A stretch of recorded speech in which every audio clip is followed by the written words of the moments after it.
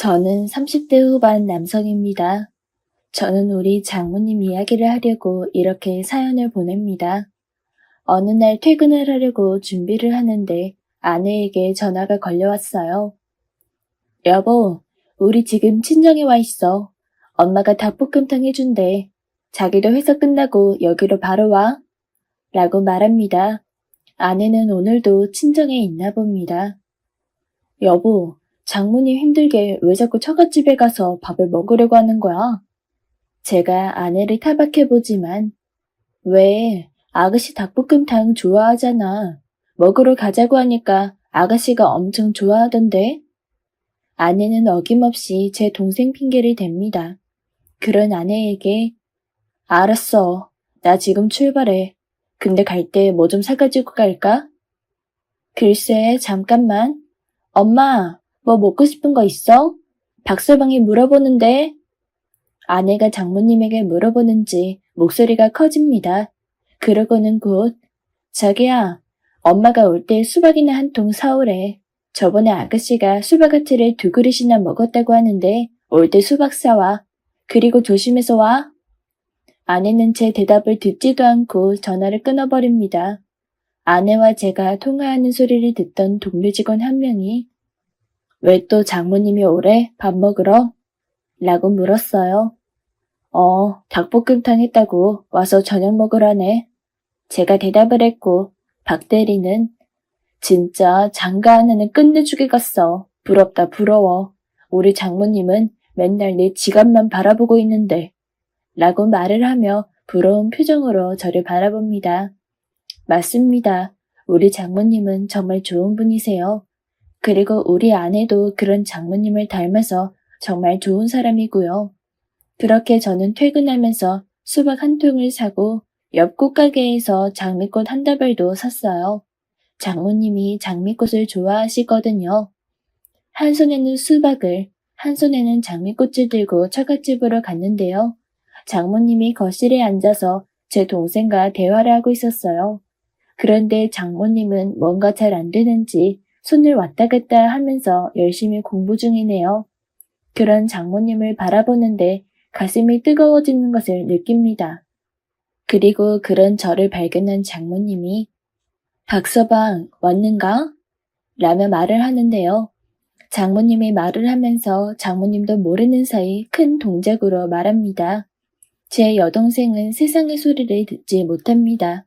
심한 열병을 앓은 뒤로 그렇게 되었다고 하는데 저도 자세히는 모르지만 어느 순간부터 동생은 세상의 소리를 듣지 못하게 되었습니다. 그러다 보니 말을 하는 것도 많이 어색한 편입니다. 그런 여동생을 보며 외국인이냐고 묻는 사람들도 많았었고 말이죠. 하지만 여동생은 소리만 듣지 못할 뿐 발음이 약간 정확하진 않지만 말은 곧잘 하는 편입니다. 그런 여동생이 저는 안타깝기만 했었는데요. 제 아내와 처갓집 분들을 만나면서 제 생각이 얼마나 치졸했는지 알게 되었어요. 사실 저는 그런 제 여동생이 조금 창피하기도 했어요. 저는 여자친구를 사귀고 얼마 후에 그런 제 여동생의 이야기를 하게 되면 대부분의 전 여자친구들은 굉장히 놀라며 뭔가 찜찜해하는 듯한 행동을 했어요. 그러다 전 여자친구들 집에 인사를 하러 가서 그러한 이야기를 하면 전 여자친구 가족들의 표정이 심상치 않게 바뀌었는데요. 그렇게 얼마 뒤에 전 여자친구들은 부모님이 반대한다는 이유로 저에게 헤어지자고 통보하곤 했거든요. 우리 사회에서는 제 동생과 같은 그러한 것이 참 크게 작용을 하다 보니 결혼을 하는 것조차 쉽지가 않았는데요. 그렇게 저는 점점 마음의 상처가 깊어졌고 어느 순간부터는 결혼을 하지 말고 그냥 혼자 살아야겠구나 하는 생각까지 하게 되었는데요. 그러던 어느 날 기적과도 같이 지금의 아내를 만나게 되었어요. 직장 상사가 소개를 해줬는데요. 처음에는 제가 정중히 거절을 했어요. 저는 그때쯤 세상을 향한 제 마음을 완전히 닫아버렸거든요. 마치 제 여동생이 세상의 소리를 듣지 못하는 것과 마찬가지로 저도 그냥 세상의 그 어떤 소리도 듣고 싶지가 않았어요.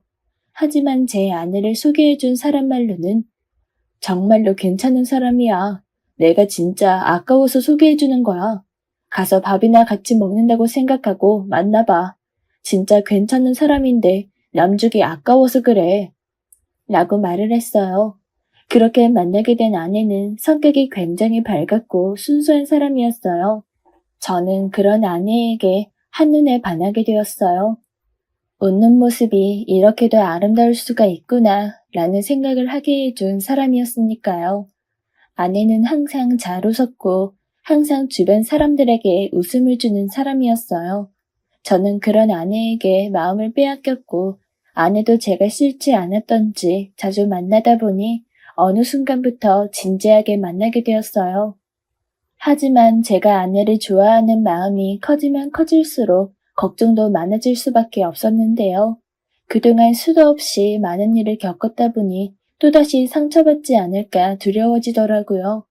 그런 제 얼굴의 그늘을 아내가 보았던 것인지 어느 날 아내가 저에게 물어봤어요. 현석 씨, 요즘 무슨 일 있어? 계속 표정이 안 좋은 것 같아. 그게 말이야. 자기한테 할 말이 있는데 차마 입이 떨어지지가 않는다. 근데 언젠가는 말을 해야 하는 일이니까 말 나온 김에 자기한테 말할게. 제가 아내의 눈을 바라봤는데 심장이 어찌나 두근거리던지 잠깐 멈추고 아내 눈만 바라보고 있었어요. 만약 내 이야기를 듣고 아내가 싫은 표정을 하면 나는 어떤 표정을 지어야 하는 거지. 이런저런 생각들로 제 머릿속에 아주 복잡해 있었거든요. 그런 저의 행동에 걱정스러운 듯이 아내가 물었어요. 무슨 일이 있는 거야? 집안에 무슨 일이 생긴 거야? 아니야, 그런 거. 지금부터 내 얘기 잘 들어. 근데 내가 처음부터 자기를 속이려고 그런 건 아니고 어쩌다 보니 말을 못했는데 제가 선뜻 말을 꺼내지 못하고 주저리 말을 하고 있었는데요. 그 순간 아내가 자기 동생 얘기하는 거야? 라고 물었어요. 그 말에 제가 깜짝 놀라서 순간 멈칫한 채 아내를 바라봤는데요. 자기 동생 말이야. 그거 말하려고 하는 거 아니야? 나 그거 벌써 알고 있었는데. 아내는 정말 아무렇지도 않게 말을 하더니 커피를 마시고 있었어요. 그런 아내에게 뭐야? 자기 알고 있었어? 어떻게? 우리 소개해주셨던 분이 말해줬어. 자기 그동안 그것 때문에 여자친구도 안 사귀고 있었다며. 뭐야? 그럼 자기는 그런 거 다 알고도 그동안 나랑 사귄 거야? 그게 왜? 그게 무슨 문제라도 되는 거야? 여자친구는 오히려 저에게 그게 왜 놀랄 일이냐는 표정으로 되물었어요. 아니, 그게 말이야. 제가 그런 여자친구의 말에 당황한 채 떨리는 손으로 커피잔을 잡았는데요. 자기야, 우리 부모님이 자기 보고 싶대. 우리 나이도 있고 우리 부모님 뵈러 우리 집에 한번 와. 엄청 궁금해하셔. 여자친구는 제가 놀라있다는 것을 알고는 있는 것인지 아니면 그저 모른 척을 하는 것인지 다시 아무렇지도 않게 말을 했어요. 그리고 제가 여자친구를 보며 자기 부모님을 놀라서 물었어요. 자기 엄청 궁금해하셔. 여자친구가 얼굴에 미소를 가득 머금은 채 똘똘한 눈빛으로 저를 바라보며 말을 했어요. 글쎄, 너무 갑작스러워서. 그리고 이게 부모님의 입장에서는 제가 여자친구에게 다시 뭔가 말을 하려고 했지만 그리고 우리 부모님도 자기 여동생 얘기 다 알고 있어. 라며 진짜 아무렇지도 않게 말을 하더니 우리 언제 갈래? 이번 주 주말에 갈까? 우리 엄마가 맛있는 거 만들어 주신다고 했어. 이번 주 주말에 가자. 라고 하며 졸랐어요. 그 순간 제 눈가가 촉촉히 젖었는데요. 누군가에게는 그렇게 큰 단점이 또 다른 누군가에게는 아무 일이 아닐 수도 있구나 하는 생각이 문득 들었어요. 그리고 저는 마치 번갯불에 콩 구워 먹듯이 그렇게 여자친구 부모님에게 인사를 갔어요. 그 주 주말에 여자친구 집에 들어섰는데 여자친구 부모님이 저를 반갑게 맞이해 주셨어요. 왔어요? 반가워요. 어서 와요. 라고 말이죠. 거기다 음식을 차려놨는데 진수성찬을 차려놓았더라고요. 여자친구 부모님은 굉장히 친절했고 예의가 바르셨어요. 여자친구에게는 여동생이 한 명 있었는데 여동생도 참 밝고 상냥했어요. 그리고 저는 오랜만에 받아보는 환대에 몸둘 바를 모른 채 그저 기쁜 마음으로 음식도 맛있게 먹고 대화도 하면서 시간 가는 줄 모르고 있었어요. 하지만 그렇게 대화를 하는 내내 저는 제 여동생의 이야기가 언제 나올까 조마조마한 마음으로 할 말을 미리 준비하고 있었지만 여자친구의 부모님은 끝까지 여동생에 대해 묻지도 않았고 이야기를 하지도 않았어요. 결국 그런 여자친구 가족들에게 제 여동생 이야기를 들으셨다고 들었습니다. 라고 제가 먼저 말을 꺼냈는데요. 저는 그 부분을 확실하게 말하고 싶었거든요. 들었네. 자네에게 여동생이 있다는 얘기. 우리 지원이가 사진 봤는데 얼굴이 엄청 예쁘다며. 나중에 우리에게도 소개해주게나. 아주 궁금하구먼. 여자친구 아버지가 웃으며 말을 했고 나보다 나이가 1살 많던데 그럼 내가 언니라고 불러야 하는 거야? 여자친구 동생이 물었어요. 그 말에 여자친구 아버지가 아니지, 사돈이라고 불러야지. 사돈? 꼭 그렇게 불러야 해? 그건 나중에 우리가 만나서 둘이 합의하면 되는 거지. 라며 여자친구 여동생이 활짝 웃었어요. 그 말에 제가 약간 당황을 할 수밖에 없었는데요. 제 근심을 알기나 하는 것인지 모두들 아무런 관심도 없어 보였어요. 그렇게 여자친구 부모님은 제가 마음에 드신다고 했고 얼마 뒤에 시간을 내서 여자친구가 우리 집에 인사를 왔어요. 우리 집은 지방의 작은 시골 마을이었는데 여자친구는 내려가는 내내 공기 좋다며 그저 신나 보였어요. 그렇게 우리 집에 인사를 갔는데 우리 부모님들은 제 여자친구를 보며 그저 좋아서 입이 다물어지지가 않으셨어요. 여자친구 성격이 워낙 밝아서 우리 부모님이 정말 좋아하셨어요. 부모님이 차려주신 밥을 맛있게 먹고 올라갈 준비를 하는데 우리 엄마가 여자친구에게 이것저것 많이 싸주셨어요. 엄마, 그런 거 누가 먹는다고 그래? 제가 핀잔을 줬지만 이거 검은 콩이에요? 이게 몸에 얼마나 좋은데요. 우리 엄마 밥할 때 꼭 검은 콩 넣어서 하세요. 엄마가 정말 좋아하겠다. 감사해요, 어머님. 이라고 하며 우리 엄마의 손을 꼭 잡아주었어요. 그런데 그 모습에 우리 엄마가 갑자기 울컥하시더니 뒤를 돌아서 눈물을 닦으셨어요. 그리고 그 모습을 보던 여자친구가 어머님, 오늘 잘 챙겨주셔서 너무 감사했어요.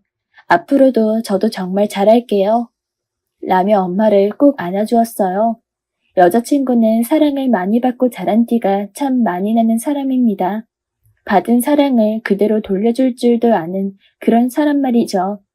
그런 여자친구와 엄마를 보던 아버지와 여동생의 두 눈에도 눈물이 그렁그렁 하더라고요. 저는 그때 처음으로 알게 되었어요. 이래서 남자나 여자나 집안에 사람이 잘 들어와야 한다는 말이 있는 거구나 하고 말이죠. 그렇게 우리는 얼마 후에 상견례를 하게 되었어요. 두 집안에 서로 거리가 많이 떨어져 있어서 상견례 장소를 상의하던 중 여자친구가 우리 부모님이 자기 부모님 사시는 동네에서 하자고 하시던데 바람도 쐴 겸 가보고 싶으시대. 우리 고향집? 거기 좀 멀지 않나? 그냥 서울에서 해. 아니야. 그냥 자기 고향에서 하자. 여행도 할 겸 해서 말이야. 라고 말을 해줬는데요. 그 말에 다시 제가 목이 메어왔어요. 여자친구는 이미 다 생각을 하고 있었던 것입니다. 우리 집에 인사하러 오던 날 우리 엄마가 여자친구에게 이해해줘요. 우리 딸이 낯을 많이 가려서 어디 멀리 가는 것도 싫어하고 그렇네요. 그런데 친해지면 잘 지내니까 너무 걱정하지 마요. 라고 말을 했거든요. 아마도 제 여동생을 생각해서 그런 것이었다고 저는 그렇게 확신할 수 있었습니다. 우리는 그렇게 우리 본가 근처에서 상견례를 했어요. 그런데 그 상견례에서 우리 엄마가 그만 대성통곡을 하게 되었는데요. 우리 가족 모두는 여자친구 가족의 행동에 큰 충격을 받고 말았어요. 상견례 장소에 들어가니 여자친구 가족들이 이미 와 있었어요. 자리에 앉아있던 여자친구 가족들은 우리 부모님과 제 여동생이 들어오자마자 급히 일어나서 반갑게 인사를 했어요. 제 여동생이 낯을 많이 가리는 편입니다. 그런데 그런 제 여동생을 보던 장모님이 여동생에게 만나서 반가워요. 얼굴이 참 예쁘네요. 라고 말을 했는데요. 장모님은 말이 아닌 손동작으로 말을 하고 있었어요. 그 순간 눈에 정적이 흘렀는데요. 그럼 장모님을 따라 장인어른과 처제까지도 손동작으로 제 여동생에게 인사를 했어요. 미리 연습을 많이 한 것 같더라고요. 그 모습을 보던 제 여동생의 표정은 놀라움과 함께 큰 충격을 받은 듯 했는데요. 여동생도 그런 가족들의 마음을 느꼈던 것인지 안녕하세요. 반갑습니다. 라며 떠듬떠듬 인사를 했어요. 그리고 곧 우리 엄마가 눈물을 주체하지 못한 채 흐느꼈어요. 그 모습에 우리 아버지도 눈물을 흘렸고 말이죠. 그렇게 식사를 하는 도중에도 장모님은 제 여동생에게 음식은 입맛에 맞아요? 라고 조금 어설픈 손동작으로 물었어요. 그런 장모님의 말에 네, 맛있어요. 라고 제 여동생이 어색하지만 천천히 말을 했어요. 장인 장모님은 식사하는 내내 제 여동생이 소외되지 않도록 계속해서 신경을 써주셨어요. 그러다가 식사가 다 끝날 무렵 장모님이 저에게 열심히 배우긴 했는데 아직 손동작을 완전히 익히지 못했어요. 나중에 많이 가르쳐 줄래요? 라고 동생한테 말 좀 해주게. 나이가 있다 보니 자꾸 까먹어. 내가 그것까지 연습했는데. 라고 말을 했고 제가 제 여동생에게 그 말을 전달했어요. 그런 저의 말에 우리 엄마가 아닙니다. 오늘 정말 잘하시던데요. 눈물을 가득 머금고 말을 했어요.